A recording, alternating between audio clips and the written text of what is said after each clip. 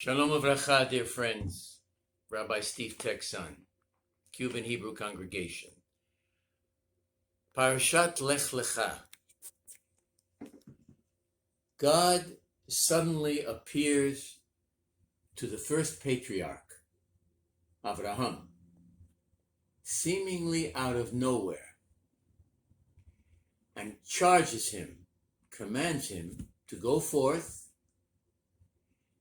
and to be a person who reaches out into the world, to bring morality into the world,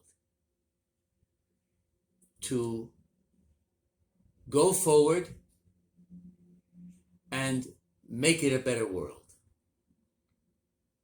Enable man to find God. This was a world searching for God. And Avraham demonstrated to the Almighty within the first 75 years of his life. Avraham was 75 when God first appeared to him and charged him to go forward from your land of birth, from your family, from Ur Kasdim, from what is today modern day Iraq, and go forward to the land that I will show you, and I will make you a great nation. Go forward to the land that I will show you, to the land of Israel. And Avraham was worthy of this charge. Noah, on the other hand, failed in outreach. He was more of a master of inreach, saved his family, was a vehicle to save the world at the time, the horrible generation of the flood.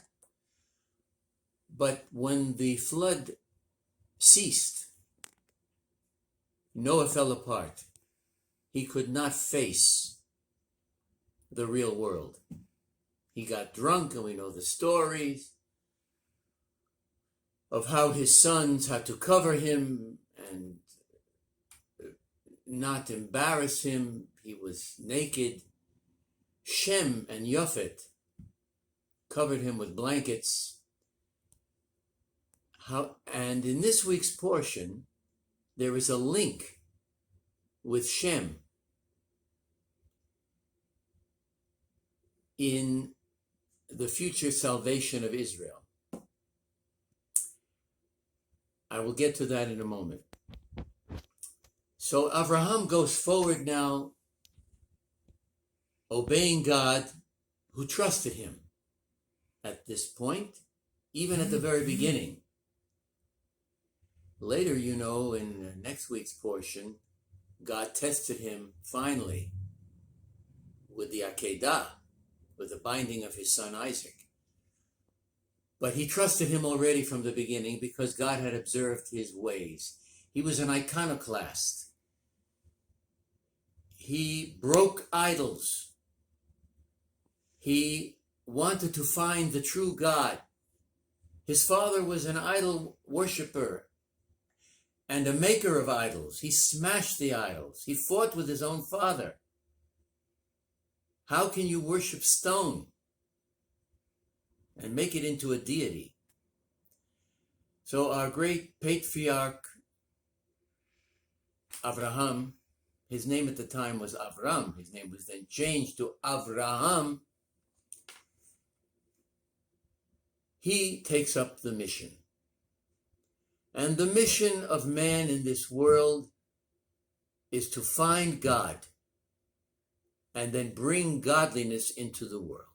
Avraham, with an army of about 118 men, defeated the 4 kings and rescued his nephew. And he was blessed by Melchizedek, the king of Salem, Yerushalayim, Jerusalem, who recognized the greatness of Avraham.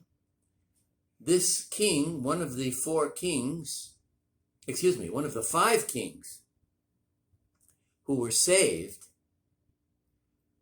blessed Avraham. And he was considered, and he was a non-Jew. Malchi Tzedek means king of righteousness, who had the morality in himself to bless Avraham. And Malchi Tzedek was descended from Shem, one of the sons of Noah, who showed great respect for his father Noah and who covered him in his shame.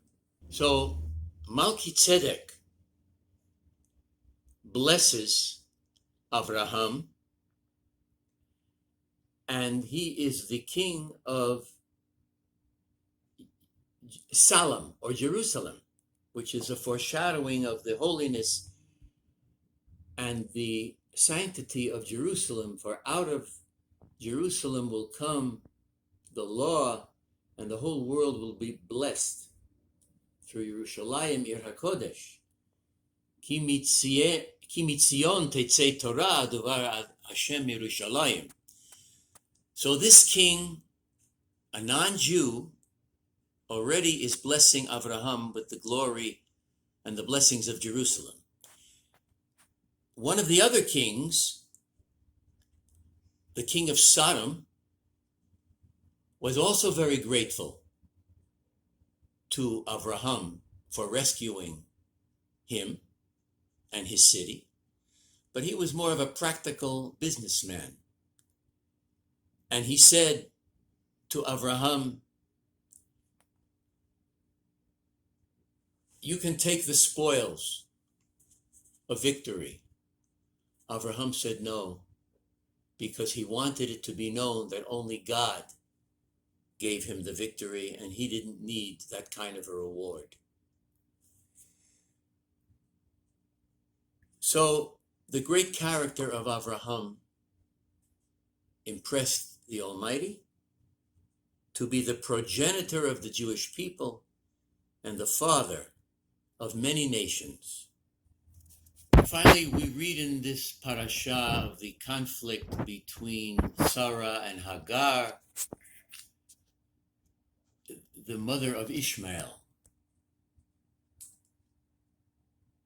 Abraham's first child was Ishmael. And in this parasha, Isaac is not born yet. And we read the conflict, how between Sarah and Hagar, her handmaid, and she was banished from the house, but then returned, and Ishmael is born when Avraham is 86 years old. And later we will read in next week's portion the conflict between the 2 sons. But God told Avraham that it is Isaac who will be the one to continue the Jewish progeny, not Ishmael. However, Avraham loved both sons. He saw the good in both. That is why when God commanded Abraham to sacrifice his own son in next week's parasha, God had to specify the son that you love the most, meaning Yitzchak. However, Avraham loved them both. And this is why, ultimately, we had the reconciliation between Yitzchak and Ishmael. Ishmael did teshuvah. He made peace with Isaac. And our rabbis are telling us that in modern day reality, we're seeing how the Arab countries are coming together with Israel, the United Emirates, Bahrain, Sudan, to make peace and establish diplomatic relations with Israel. It's almost as if the prophecy was fulfilled that the two brothers will ultimately come together. Why? Because Avraham, our first patriarch, saw the good in both of his sons. Even though Ishmael was the father of another mighty nation and would be an implacable enemy, as history has shown, ultimately he will return and there will be peace. Perhaps we are living in the beginning of the Messianic era, where we are seeing miracles of reconciliation and peace.